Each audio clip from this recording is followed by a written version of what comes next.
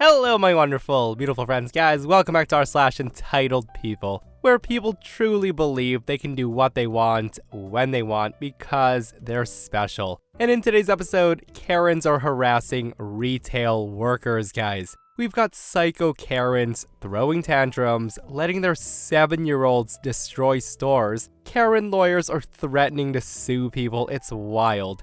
I hope you enjoy the stories today. Don't shake your heads too hard. And as always, you can send or link your post to this email right here. Let's dive in.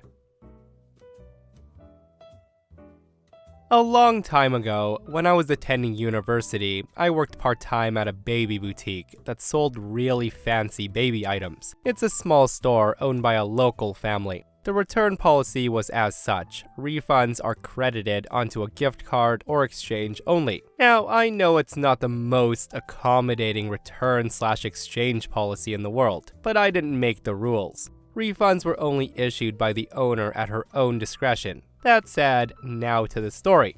One day, a lady comes in and she has tears pouring down her face. The woman's carrying 2 baptism/christening outfits that she purchased a few days ago. The woman tells me that she has to return these outfits because her babies, twins, that she bought them for, had just died in the hospital and she needs a refund. Now, hearing her say that, my heart just about leaps into my throat, and tears start coming down my face as I feel so horrible for this mother. I ask this woman for the receipt, and she says, I don't have it, but you know they're from here because you guys are the only ones that carry this brand in town. So I'm like, yes, you're absolutely right. I'm so sorry for your loss. Let me process this. All the while, I'm feeling even more horrible and flustered for even asking. I then say, okay, no worries, I can still put the amount on a gift card for you if you let me. That's when the woman stops me and she holds her hands out at me, followed by a wail of a sob, and then she says, what the hell am I going to do with a gift card?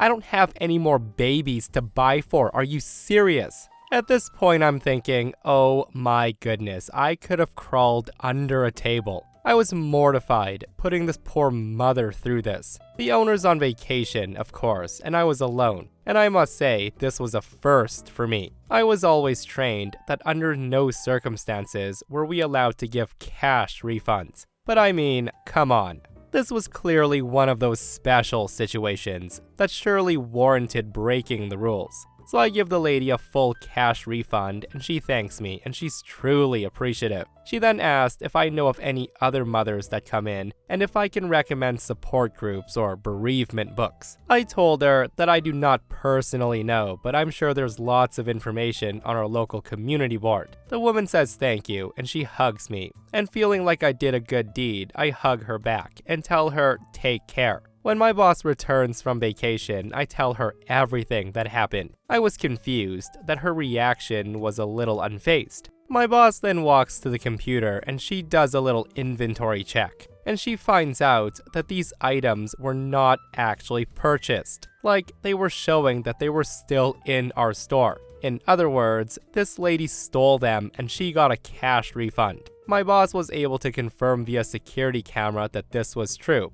In the end, there were no dead babies, just a stupid sob story, and I feel like an idiot. Oh my goodness, like my first thought was that she bought them, used them for the ceremony, and lied to get a full refund. But guys, this is 100 times worse, isn't it? Like, some people will literally say or do whatever it takes to get what they want, and it's absolutely sickening that she's using a fake story that's that extreme to steal from stores. And seriously, this is one of the instances where I hope karma comes around and that woman gets exactly what she deserves for stooping that low. And I guess it's a common thing because this person comments, I had a similar situation with a woman claiming that her husband died and wanting to return gifts he bought her. It was always last season clothes past their return dates. She did this multiple times with multiple associates. I caught her on the 4th or 5th return. I asked her if she was a polygamist or a black widow. The woman ran out of the store and we never saw her again. So I work in a store which sells bath bombs along with a lot of other things. We often demonstrate the bath bombs in our sinks, especially for kids, and they always love it. The rule is it's one bath bomb demo per customer/group of customers. We only have 2 sinks, and on this particular day, we had just done a demonstration in one of them. There were a bunch of kids crowding around and watching it fizz and change colors. It was light and dark pink. That's when a little boy of about 7 years old and his mom enter the store. Immediately, this kid rushes over to look at the bath bomb, and he announces very loudly that he hates pink and that the bath bomb is bad. I of course try to be nice, and I pull out the little basket with the wasted off bath bombs. The basket's full of chipped or damaged ones that we can't sell anyways. I then tell the boy to choose a color that he'd like better, but that's when the mom criticizes me for trying to sell her son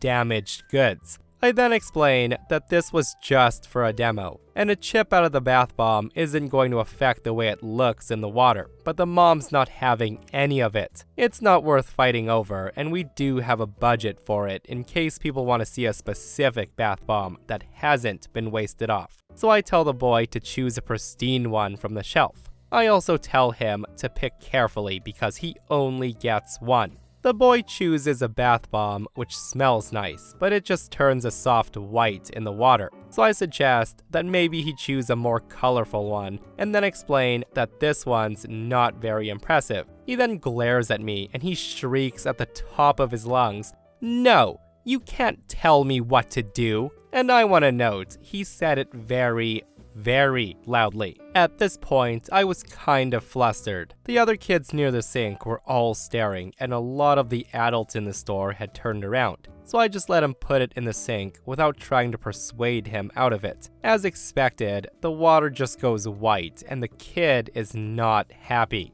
The kid then starts yelling that it's boring, and he starts screaming that he wants another one. And that's when his mom demands he be allowed to put another one in. I explain that we only have 2 sinks, and now they're both full. I also tell her that each kid is only allowed one, so that the most people possible gets a chance to see them. Of course, the woman ignores me, and she tells her son to go get another one off the shelf. I tell her again that I'm sorry, but he won't be allowed to put another one in. She then tells me that I'm being stingy, and at this point, the boy's running up and down the rows of bath bombs trying to choose one. That's when one of my supervisors comes over and repeats exactly what I've told her. And the mom says it's my fault for not telling her son that the white one sucks, despite me telling him exactly that a minute earlier. The kid then comes running back with the blue bath bomb, and my supervisor tells him sternly that he can't put it in the sink. The now clearly demonic mother then accuses my supervisor of taking a tone with her son, and she demands to see the manager. Normally, we have pretty reasonable people in the store, and a request like this is very rare. So my supervisor just awkwardly walks away to get the manager from the office. Hearing her say that, I instantly tell him that he's not allowed. But the kid just throws the bath bomb into the already used sink before I can stop him. Now, bath bombs are meant to be placed in the bath gently, so when the kid hurls it, the water goes absolutely everywhere, including all over the other kids standing at the sink next to it. Understandably, they all start screaming for their parents, so I begin grabbing paper towel to help them get the water off their faces and clothes. I'm furious with the mom, but I can't pay attention to her, as I, along with their shocked parents, are trying to console the other kids. And as we're drying them off, I hear the absolute demon lady say, "Oh, well, that's not very impressive either, is it? Who buys these things? Let's see what another one does." And in that moment, I've never wanted to physically fight a customer before, but I got really close then. The entire debacle ends up with my manager getting into an argument with the mom over making her pay for the second bath bomb. The mother was of course screaming at the manager and refused and tried to leave the store. My manager eventually won by telling her that if she didn't pay, the shopping center security would have to be called. On the way out, the kid knocks over a whole display by the door, followed by the mom scoffing loudly. They were of course banned from ever coming back. What a frickin' nightmare duo that was. And I have a feeling that that boy's gonna grow up to be trouble, especially if he always has mom around to defend his actions and acting like he can do no wrong. Like a toddler I can understand, right? But for a 7-year-old to act that out of control in a store with no sense of respect for others, you really have to question if mom does any sort of parenting. And honestly, with her just scoffing at her kid knocking over a display of bath bombs, she might just let him do whatever he pleases. That said though, I'm really happy that OP's manager forced Karen to pay for that bath bomb her kid wasted, because I feel like those parents need to be reminded that they can't just walk over everyone. And guys, if you think that story was outrageous, listen to this next one, where a rich, snobby Karen learns a lesson. I worked at a small marina on a lake during the summer, from when I was 17 all the way until I graduated and moved away. For the most part, it was the summer job that every high school/college student dreams of. My boss was super laid back, and most of my customers were super rich, nice retirees that tipped well. And if there were no customers, I could read, mess around on my phone, swim in the lake, etc. To this day, it's the most enjoyable job I've ever had. For the most part, my customers were in a good mood when they came to get gas for their boats. I can count the number of irate/bad customers I've had over the course of 6 years on both of my hands. That said, this customer is the only one I've ever had that tried to get away without paying for gas, and it doesn't end well for him. So I was manning the marina by myself that day, and it was still the off-season, and we were only open on weekends. Most people were just starting to take their boats out of storage, and business was super slow. It was near closing time, and I had a whopping total of 3 customers come by over the course of the whole day.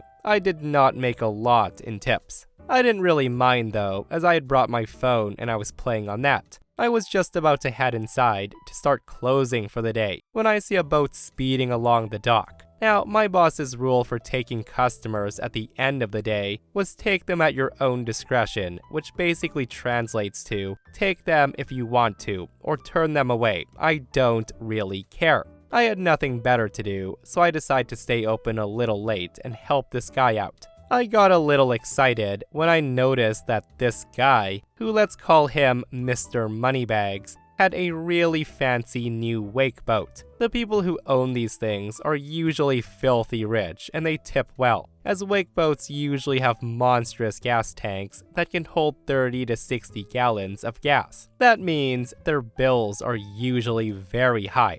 So Mr. Moneybag pulls up to the dock and I helped moor his boat. I then start filling it up. I make myself comfy while I do this, as Mr. Moneybag says his boat takes 50 gallons and it was almost empty, so it would take a while to fill it. Now this was back in 2013 when gas was still super pricey, and we only sold ethanol-free gas, so the price was just over $4 a gallon. Mr. Moneybags complains to me about the price, and I just shrug, saying I'm not the one who decides what the prices are. The guy grows more and more agitated as the bill keeps climbing. That's when I ask him if he's sure that he wants me to fill it up all the way. He just gives me a clipped "yeah," and then continues to stare at the numbers ticking up on the pump.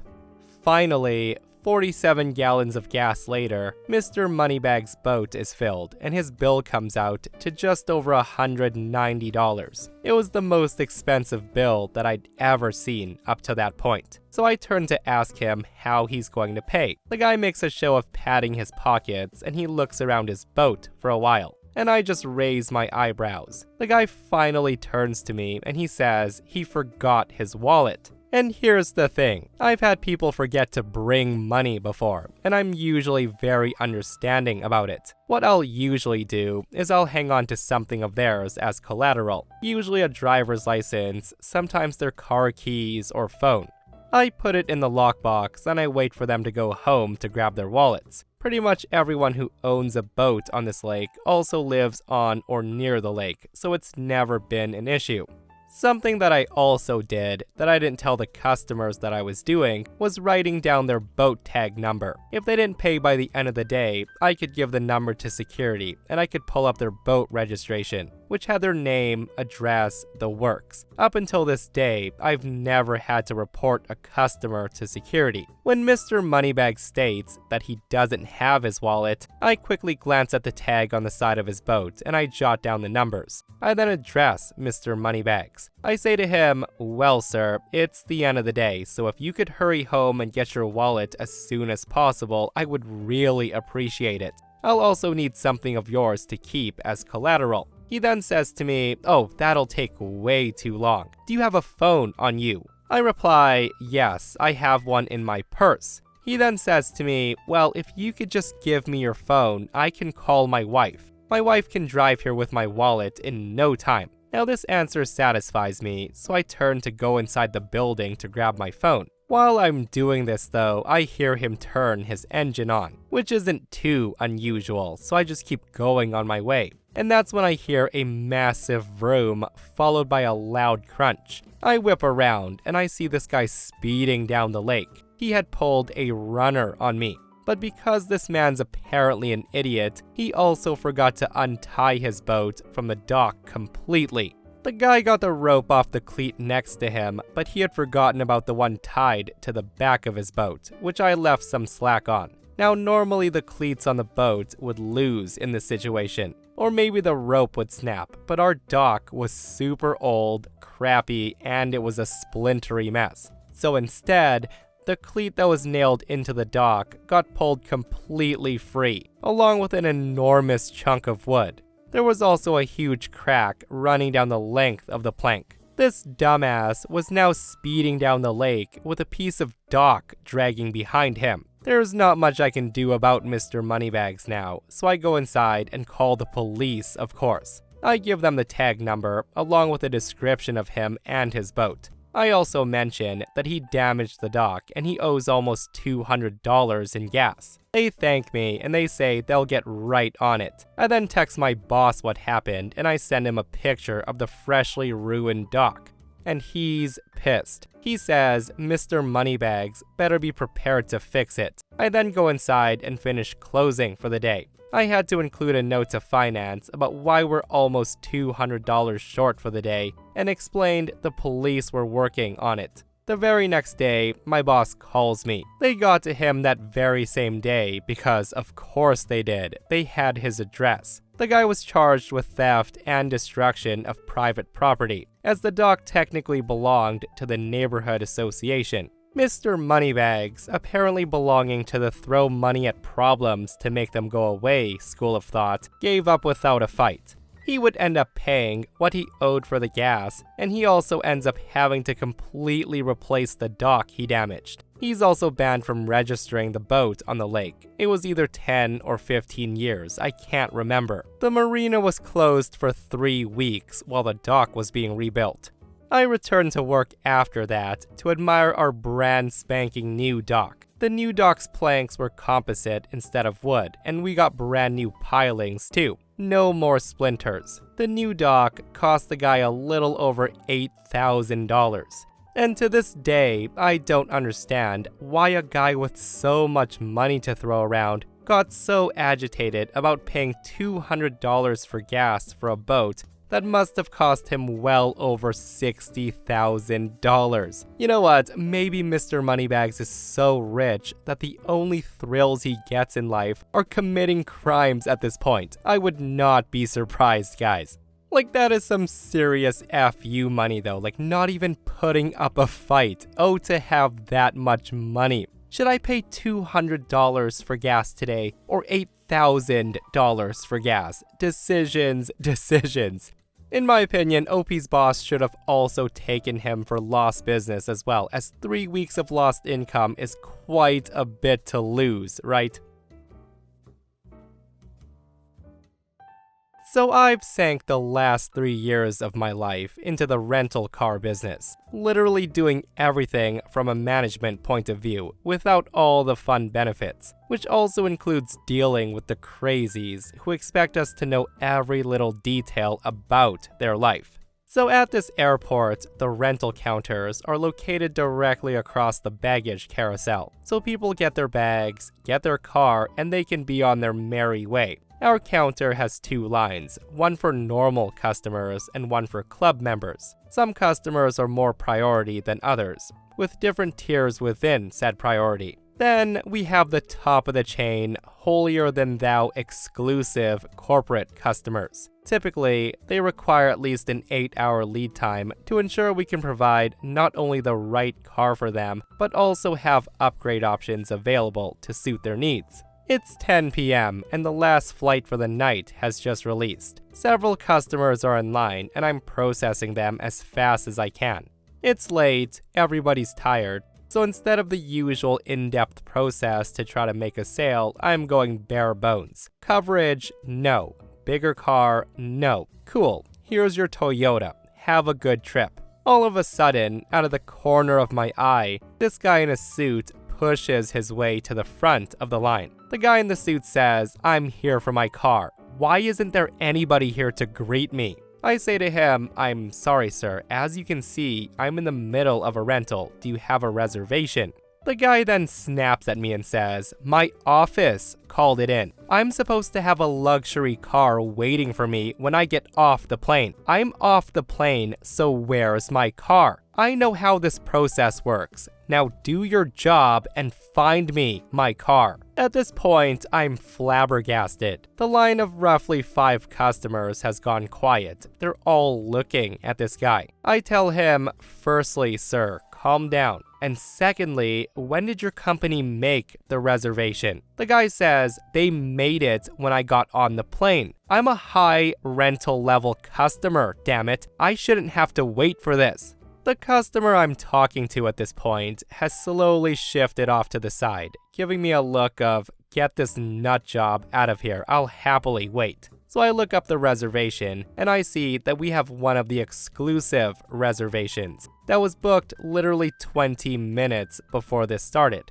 And I think to myself, great. I then say to him, "Well, sir, it appears there was just some confusion with the reservation process, and it was just sent across, but if you give me a moment, I'll be more than happy to process this and send you on your way." He says, "About damn time." A few quick keystrokes later, and this pompous jerk in a suit has his rental. A Chrysler 300. Low mileage, new vehicle, luxury car. I point him towards where the car is, and he takes his key and leaves in a huff. 15 minutes later, the guy comes in the door screaming, "Where the hell is this car?" He then proceeds to throw the keys on the counter. He then screams at me and says, "I've been out there for a half hour trying to find this car. You're supposed to walk me out to it and clearly point it out to me." I respond, "Well, sir, as I stated when I handed you the key, it's out the exit door and to your right. Also, I also pointed out, if you look right through those emergency doors, you can see the car right there. It's on the side of the building." He then screams and says, "This is BS." He then snatches the key back up and he stomps off. And at this point, I have one customer left. And some of the other rental counters have come around and we're all talking about this guy. Not even 5 minutes later, a key's thrown right at my counter, just missing my monitor. The guy marches in and says, "I'm not taking this piece of crap car. I'm an exclusive member, so give me that damn Mercedes sitting outside." I reply, "I'm sorry, sir, I can't do that." He screams even more and says, "What do you mean you can't do that? I'm not driving this effing ugly car around town. You're going to give me that Mercedes or I will have your job." I respond, "So let me understand. You're refusing to drive the vehicle that I have available for you, correct?" He says, "It's about time you effing understood." To which I respond, "Excellent." I then start typing at my station, and at this point, somebody from the other rental counter has called security, who's casually standing back seeing what happens. I say, "All right, sir, you're all set. Have a good evening." He replies, "Finally, where's my key?" That's when I tell him, "Oh no, sir, you don't seem to understand. I went ahead and canceled your rental car for you. He loses it at this point and he says, "What the hell do you mean you canceled my rental?" I tell him, "Well, sir, if you would have allowed me to explain, I can't give you the Mercedes since it's not our car, it's the other rental company's. It's clearly labeled as theirs, as it's parked in their spot and everything. Second, I don't care what level of customer you are. You're not gonna walk into my place of business and speak to me the way you are. And finally, I provided you with a car with a 20-minute lead time, which is clearly against the terms and services of our rental car company. Yet you refuse to take said vehicle. Therefore, I will be terminating your reservation contract." The guy's of course steaming at this point, and he screams and says, "Are you kidding me? You're going to give me my car or else. Do you know who I am? I'm a district attorney. I put people in jail. I will put you in jail." Finally, at this point, security comes over, and they escort the ranting lunatic away. I promptly close down shop, lock up the keys, and get the heck out of there. So the moral of the story is when a district attorney wants something, do everything imaginable to give it to him, or he will put you in jail for something. Some people, I tell you, and honestly, it always baffles me when people use the "do you know who I am" line to try to get what they want. Like, sir, if you're not my boss, I really don't give a crap who you are or what your title is. I just hope word got back to his company that he was acting like that, because a lawyer throwing a tantrum, trying to use his position of power to harass and intimidate others, is no way to represent a law firm, in my opinion.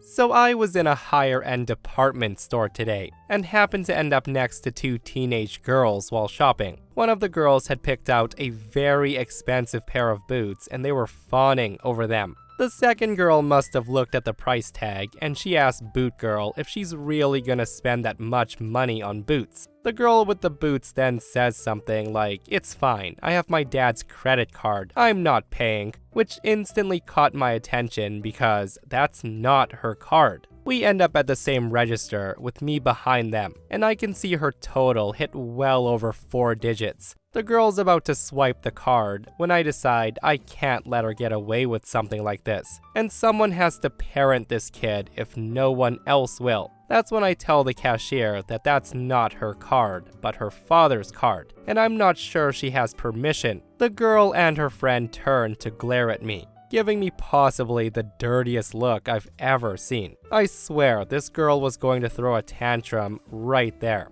She then tells the cashier that her father gave her the card to shop. Now that I've pointed out it wasn't hers, the cashier tells her that she can't use that card. The girl tries to show ID to prove they have the same last name, and I tell her it's still fraud. The girl argues and she says it's not fraud because she has permission, and she tells me to mind my own business. The girl is pissed now and people are glaring at me. She uses her own card to pay and she leaves crying. The cashier at this point looks mad at me, and I tell my husband when I get home, only for him to agree that I was in the wrong. So am I the a-hole in this situation? You know what, even if OP was right and that girl took the card without dad's permission, I don't think it's any of OP's business, and there's seriously no way to know for sure. Like, what if she was telling the truth and her dad had given her his credit card? At the end of the day though, I think OP should have minded her own business. Like, if it was someone using their spouse's card, would OP have done the same